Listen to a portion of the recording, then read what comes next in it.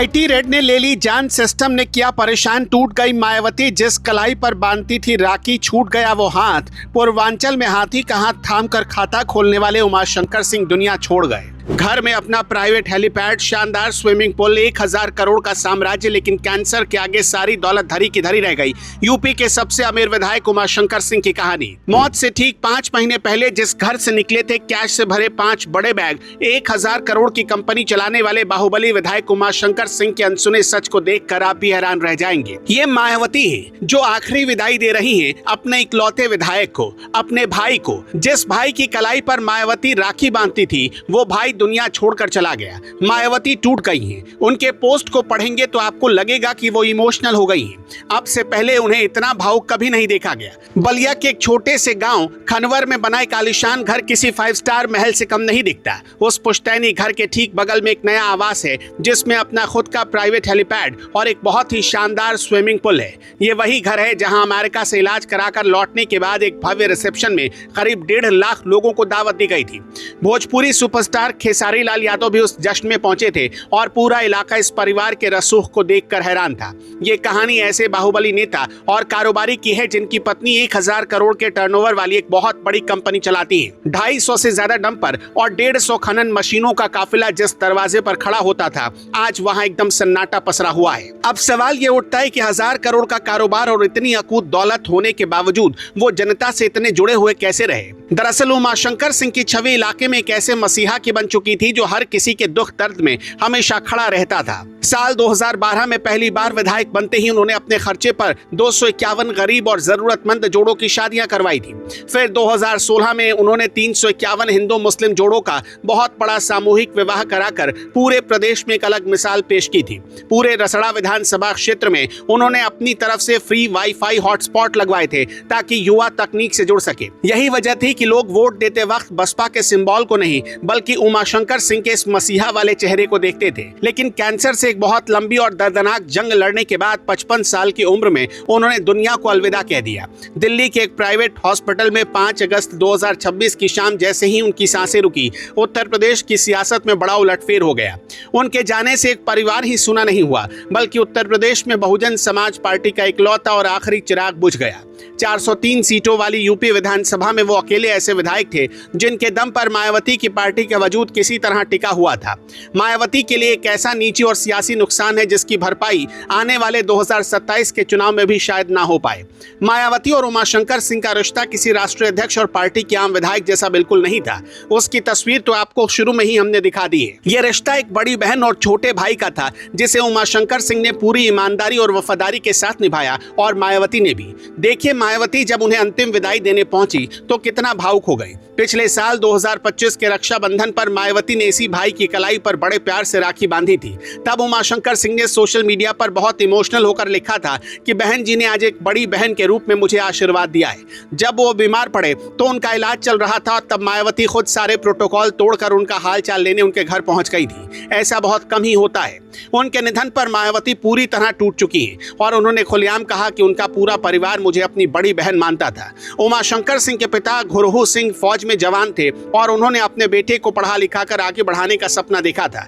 बलिया के नगरा ब्लॉक के खनवर गांव से निकलकर जब उमाशंकर सिंह बलिया कॉलेज पहुंचे तो उन्होंने राजनीति की तरफ कदम बढ़ाया। साल 1990 में वो कॉलेज छात्र संघ के महामंत्री चुने गए, लेकिन छात्र राजनीति में उन्हें वो मंजिल नहीं मिली जिसकी उन्हें तलाश थी। अब राजनीति में बात नहीं बनी तो उन्होंने ठेकेदारी शुरू कर दी और साल 2002 में अपनी खुद की एक कंस्ट्रक्शन कंपनी खड़ी कर दी। उन्होंने अपनी इस कंपनी का नाम भी अपनी छात्र राजनीति से जोड़कर छात्र शक्ति कंस्ट्रक्शन रखा, जो बाद में CS इंफ्रा कंस्ट्रक्शन बन गई। ठेकेदारी ने उन्हें बहुत पैसा दिया और उसी पैसे से उन्होंने इलाके में ऐसी पहचान बनाई कि साल 2000 में वो बलिया के जिला पंचायत अध्यक्ष बन गए। साल 2011 में जब उन्होंने बहुजन समाज पार्टी का दामन थामा तो रसड़ा की जनता ने उन्हें सिर आंखों पर बिठा लिया। 2012 में जब बसपा पूरे प्रदेश में बुरी तरह हार रही थी तब उन्होंने समाजवादी पार्टी के उम्मीदवार को 52,000 से ज्यादा वोटों से हरा दिया था। उनका ऐसा जलवा था कि 2017 की प्रचंड लहर में भी उन्होंने रसड़ा सीट पर 92,000 से ज्यादा वोट लेकर शानदार जीत का परचम लहराया। 2022 का चुनाव बहुत कांटे का रहा, लेकिन फिर भी उन्होंने सुभाषपा के उम्मीदवार को करीब 6,000 वोटों से पीछे छोड़ दिया। ये वही साल था जब पूरे उत्तर प्रदेश में मायावती की पार्टी का सुपड़ा साफ हो गया और सिर्फ उमाशंकर सिंह ही अपनी सीट बचा पाए थे। उनकी इसी ताकत को देखते हुए मायावती ने उन्हें विधानसभा में बसपा विधानमंडल दल का सबसे बड़ा नेता घोषित किया था। लेकिन राजनीति और सरकारी ठेकेदारी का यह गठजोड़ उन्हें कई बार बहुत बड़ी मुसीबत और उनके लिए बदनामी भी लेकर आया। विधायक बनने के महज 21 दिन बाद ही दिसंबर 2013 में एक वकील ने लोकायुक्त में उनके खिलाफ एक बहुत बड़ी शिकायत दर्ज करा दी। आरोप था कि विधायक रहने के बावजूद उमाशंकर सिंह लोक निर्माण विभाग में भारी भरकम ठेके लेकर सड़कें बनवा रहे हैं। जांच रिपोर्ट अखिलेश यादव से होते हुए राज्यपाल तक पहुंची और जनवरी 2017 में उन्हें विधानसभा की सदस्यता से अयोग्य घोषित कर दिया गया। उत्तर प्रदेश के इतिहास में पहली बार ऐसा हुआ जब किसी विधायक की सदस्यता उसके चुनाव जीतने की तारीख से ही रद्द कर दी गई हो। इस कार्रवाई के बाद उमाशंकर सिंह को अपने सरकारी आवास का 5.5 लाख रुपए का किराया अपनी जेब से सरकार को लौटाना पड़ा था। लेकिन उनका जमीनी दबदबा और जनता के बीच उनकी पैठ इतनी गहरी थी कि विधायकी जाने के बाद वो जरा भी कमजोर नहीं पड़े। विधायकी जाने के महज 2 महीने के अंदर वो दोबारा चुनावी मैदान में उतरे और जीत कर पूरे शानो शौकत से फिर उसी सदन में पहुंच गए। हालांकि विवादों और आरोपों ने उनका कभी पीछा नहीं छोड़ा और पिछले साल 2025 में उनके खिलाफ एक और बड़ा मामला खुल गया। सीएजी की रिपोर्ट में सोनभद्र के पत्थर खनन पट्टे पर अवैध खनन और भारी अनियमितता का बहुत बड़ा खुलासा हुआ। रिपोर्ट में साफ तौर पर कहा गया कि 33,000 क्यूबिक गिट्टी का अवैध खनन हुआ, जिससे सरकारी खजाने को करीब 10 करोड़ रुपए का चूना लगा है। कंपनी ने पट्टा 3,000 रुपए की दर पर लिया था, लेकिन जुर्माना सिर्फ 160 रुपए की दर से वसूला गया, जिसने कई सवाल खड़े किए। मुसीबतों का असली पहाड़ उनके और उनके परिवार पर इसी साल 25 फरवरी को टूटा। आयकर विभाग और विजिलेंस की टीम ने लखनऊ, बलिया, सोनभद्र से लेकर प्रयागराज तक उनके 30 से ज्यादा ठिकानों पर एक साथ धावा बोल दिया।